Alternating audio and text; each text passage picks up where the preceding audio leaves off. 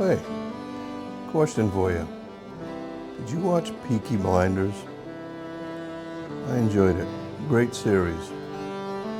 If you did, you know that Tommy Shelby, star of the show, the leader of the English Mafia, whatever it was, prefers Irish whiskey over all others.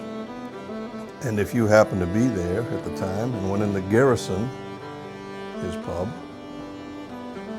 when they ruled Birmingham, as they say, you'd be drinking a Bushmills. Bushmills is the oldest distillery in the world.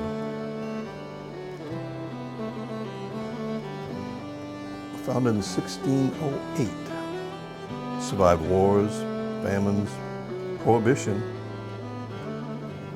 and a fire to stake out its place as one of the better single malt makers in the world. That's right, single malt. They make an Irish whiskey that's actually a single malt whiskey. And they use a barley mash instead of corn and other grains, which is more typical. So they've produced this special Bushmill's Prohibition recipe in recognition of the television show Peaky Blinders. And it's a very nice whiskey. It's 46% ABV. It's $31 for that bottle. Very reasonable. It's been, as I said, it's a single malt whiskey that's also been aged in bourbon casks. Too bad this is a special release. I hope they keep it up because it's, as I said, it's very drinkable. I would not be afraid to give this to an experienced whiskey drinker, as well as a novice, someone that's just exploring whiskey to start out with. Very tasty. You know, proof of 92. It definitely gets some alcohol in it. Boy, it has more of a fruity.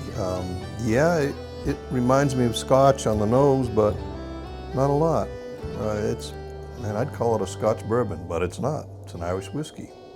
A very tasty one. I'm starting to think I like them all.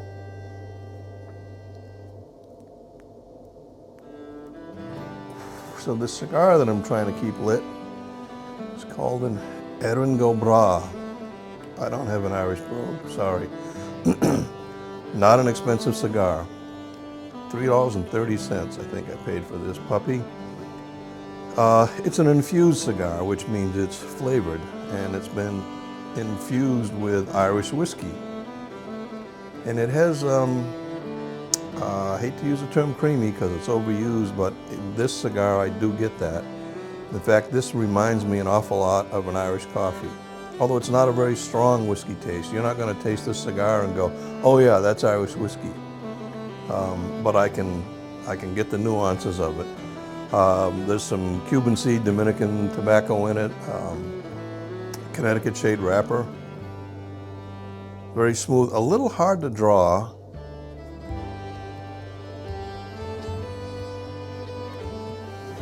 Not terrible, but I got to work at this one a little bit.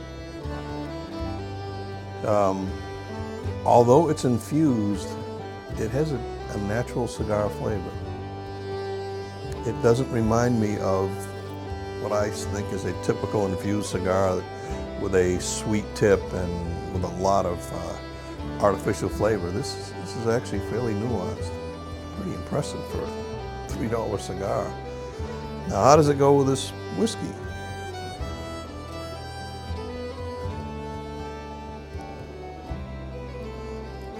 You hold this whiskey in your mouth for a few seconds, then swallow it like you should do with maybe any whiskey you're tasting. This thing will linger quite a while. I still feel it marinating my tongue. How about that?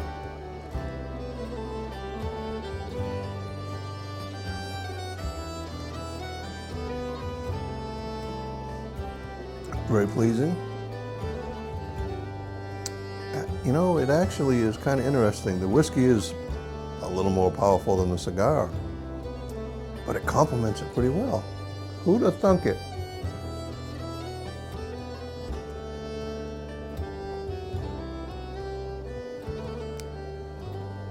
I think while I'm at this, I'm gonna go make some Irish coffee and see how this goes with Irish coffee. So I'm gonna give it a thumbs up or two for the way this cigar and this whiskey pair together. And it's kind of nice that into this bottle of whiskey for $31 and the cigar for 10% of that. Relatively inexpensive adventure, so much so that I think I can afford to make an Irish whiskey too, and Irish coffee, I'm sorry, and try that. So I'll be back in a few minutes. Well, I'm back.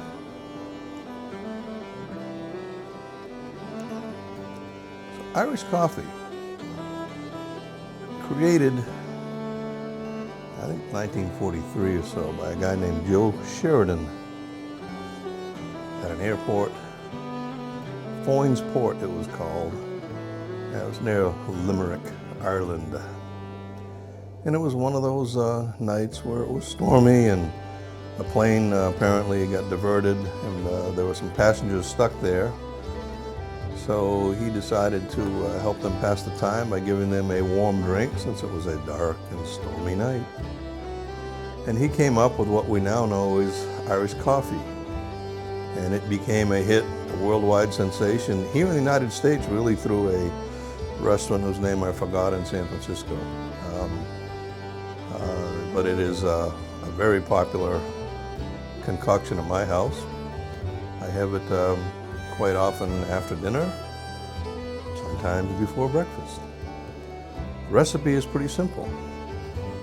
About 4 ounces of coffee, 1.5 ounces of Irish whiskey.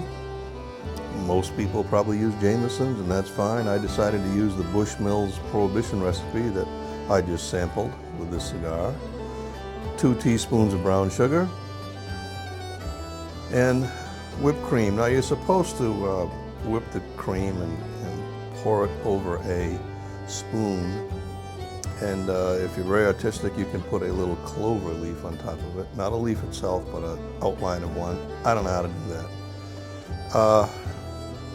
I didn't use real whipped cream. I used Ready Whip because it was ready and easy and quick. Nevertheless, it tastes fine to me. No complaints.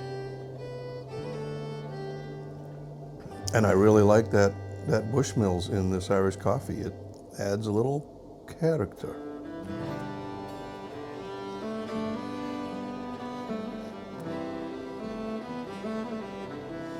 Nothing wrong with that. So this cigar is mild enough that it doesn't overpower the coffee. I know I talk a lot about that, but I think it's an important aspect of managing to compare drinks and cigars. If one is a lot stronger, either in taste or power, like if you have a cigar with a lot of nicotine and a very mild drink, it generally doesn't go well. In fact, you get kind of a sour taste out of it. So this works very well. Erin Go Bragh Cigar and an Irish coffee. Maybe next Sunday morning or Saturday night after dinner, you should give it a try.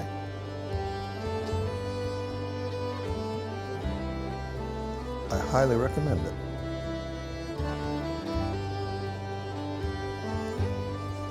Give it a try. Let me know what you think.